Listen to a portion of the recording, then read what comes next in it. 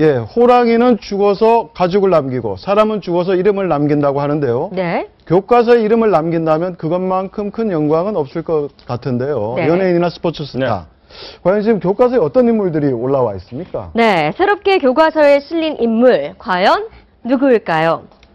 자, 공교롭게도 이 새롭게 실린 인물 2명이 모두 앞에 국민이라는 수식어가 붙습니다. 먼저 국민FC 유재석 씨입니다. 자, 최근 한 온라인 커뮤니티에 유재석의 위험이라는 글과 함께 이 한 장의 사진이 게재가 됐습니다. 다중지능적 차원의 학습 능력이라는 장에 실린 글이라는데 보시죠. 자, 언어지능입니다. 말재주와 글솜씨로 세상을 이해하고 만드는 능력이 언어지능인데 이 부분이 특별히 뛰어난 사람으로 율리우스 카이사르 그리고 셰익스피어 옆에 우리나라의 개그맨 유재석 씨가 나란히 이름을 올렸습니다. 뭐 카이사르, 셰익스피어와 동급이라니 새삼 존경스러운 것 같은데요. 자, 밑에 또 하나 익숙한 이름이 보입니다. 자, 논리수학지능이라는 부분인데 숫자나 규칙, 명제 등을 잘 익히고 만들어내는 능력을 말합니다. 뛰어난 사람으로는 아인슈타인, 스티븐 호킹, 빌 게이츠, 그리고 이제는 정치가로 활동하고 있는 안철수 의원이 나란히 이름을 올렸습니다. 또 한 명의 교과서 등재 인물, 이분도 국민이란 수식어가 붙죠. 바로 국민타자 이승엽 선수입니다. 한 출판사의 진로와 직업, 교과서에 실린 인터뷰 내용과 그리고 옆에 사진인데요. 인터뷰 내용 한번 자세히 보실까요? 외환 위기로 인해 많은 분들이 지쳐있던 1999년에 많은 홈런 54개를 치면서 기록을 세웠습니다. 내 홈런이 사람들을 기쁘게 해준다는 얘기를 듣고 뿌듯했습니다. 야구하기를 잘했구나 라는 생각도 들고요. 이승엽 선수는 야구를 계속 잘해야겠다. 내 아이들에게도 이 교과서를 꼭 보여주고 싶다라고 하면서 소감을 밝혔다고 합니다.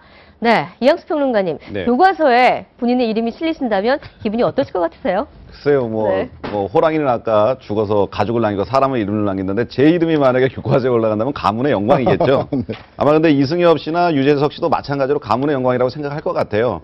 그동안 이제 뭐 국민적으로 사랑을 많이 받고 인기가 있죠. 국민 MC, 국민 타자 이런 식으로 수식어가 있지만 교과서에 실린다는 것은 정말 대단한 거고 특히 율리우스 카이사르 같은 대정치가와 셰익스피어라는 대문호와 함께 그렇죠. 같이 이름을 올린다는 것은 정말 영광 중의 영광이 아닌가 싶습니다. 근데 저기 초중학생들을 보면 카이사르나 셰익스피어보다 유재석이 머리에 쉽게 들어오는 것이 요즘 우리 어릴 때는 뭐 장래 희망이 뭐냐, 뭐 대통령, 군인, 뭐 이렇게 의사, 그다음에 아니면 김태현 변호사, 뭐 이렇게 이랬었는데 요즘은 다 연예인, 스포츠 스타. 얼마 전에 뭐 기아 윤석민 선수가 다시 돌아왔는데 FA인데 90억 받았다. 이렇기 때문에 한 사회의 가치가 다양해지는 것이죠. 다양해지는 것이기 때문에 그게 반영된 트렌드다. 뭐 이렇게 봐야 안 되겠나 싶습니다. 근데 지금 유재석 씨가 셰익스피어하고 어깨를 나란히 한 분야가 언어지능 분야인데 여기 나와 계신 패널분들도 결코 뒤처지지 않을 것 같은데. 다 좋으시잖아요. 언어지능 분야. 언어지능 분야 한번 노려보시죠. 아니, 그러니까 언어지능 분야에서 사실은 그러니까 우리 김태현 변호사를 주목해야 되는 것이 과거에는 초등학생들이 꿈이었습니다. S대 법대를 나와서 사법시험을 해서 변호사하고 방송을 한다, 뭐 이런 얘기가 있는데 지금은 이제 언어지능 분야까지 우리 김 변호사 진출을 했기 때문에 조만간에 교과서에 실리지 않느냐. 기대하고 있습니다. 김태현 변호사 이름도 교과서에서 볼 수 있는 날이 있지 않을까 싶기도 한데, 자, 야구 선수로는 이승엽 선수 처음이긴 한데 뭐 그 전에 박지선 선수, 박태환, 김연아, 특히 뭐 김연아 선수 같은 경우에는 그 점프가 워낙 공식으로 알려져 있어서 삼각함수를 나타내는 그 수학 교과서에 실렸을 정도라고 하니까 스포츠 스타는 처음은 아닌 것 같아요. 여러 가지 면에서. 지금 뭐 예를 들어서 지금 파워그룹, 오늘 좀 얘기가 다릅니다만 방산비리로 구속된 뭐 그 업체가 있지만 그분이 유명해진 이유는 한 연예인 때문에 그분 이름이 유명해진 거 아닙니까? 그 연예인이 아니었다면 이분이 누군지를 잘 모릅니다. 그렇기 때문에 기본적으로 다극구조라는 얘기는 과거에는 가치가 한 분야의 정치, 뭐 경제에 독점돼 있지만 요즘은 극점이 많아졌죠. 그러니까 청소년이 선택할 수 있는 옵션들이 훨씬 많아진 게 아니냐. 근데 스포츠 스타나 연예인들은 이렇게 올라오는데 지금 실제 한국 경제를 이끌어왔던 경제인들, 기업인들은 지금 교과서에 안 실린다는 그런 비판도 있습니다.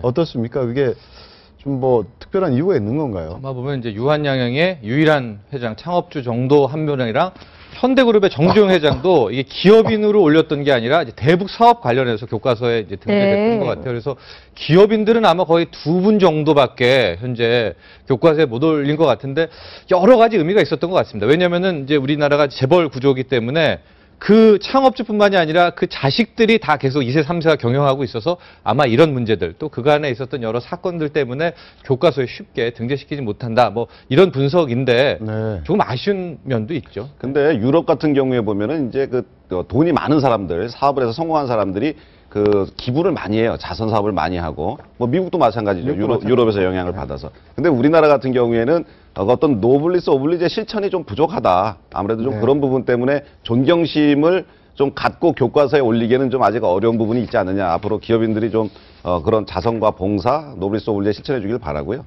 그리고 이번에 유재석 씨나 이제 이승엽 씨 이런 분들 다양한 직군의 사람들이 올라가고 있잖아요. 네. 정치가나 역사가나 뭐 대문호나 이런 분들뿐만 아니고 다양한 직업군들이 올라가고 있다는 것은 청소년들한테 어린이들한테 꿈과 희망을 심어줄 수 있을 것 같아요.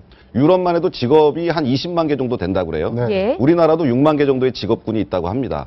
그런데 사실 우리가 알고 있는 직업은 몇백 개가 채 안 돼요. 근데 그래서 아이들이 청소년들이 좀 더 다양한 꿈을 꾸고 다양한 직군으로 어느 분야든 내가 최선만 다하고 열심히만 하면은 교과서에 올라갈 수 있다. 이런 어떤 희망을 주는 측면이 참 좋을 것 같습니다. 좋은 지적이십니다.